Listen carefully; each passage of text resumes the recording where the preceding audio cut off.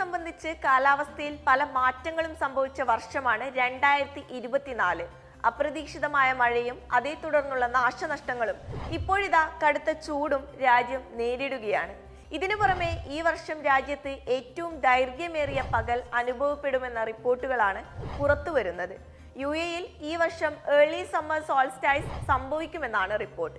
June 20-നായിരിക്കും ഈ പ്രതിഭാസം അനുഭവപ്പെടുക.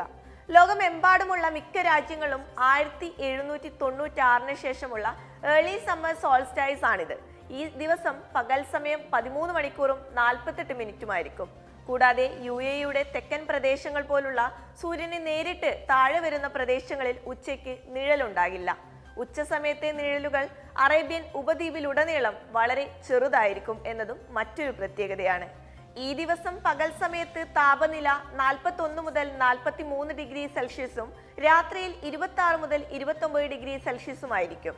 ഭാവിയിൽ അതിവർഷങ്ങളിലും സോൾസ്റ്റൈസ് ടൈമിംഗിൽ സമാനമായ വ്യതിയാനങ്ങൾ പ്രതീക്ഷിക്കാമെന്നത് ശ്രദ്ധിക്കേണ്ടതാണെന്നും റിപ്പോർട്ടുകൾ പറയുന്നുണ്ട്.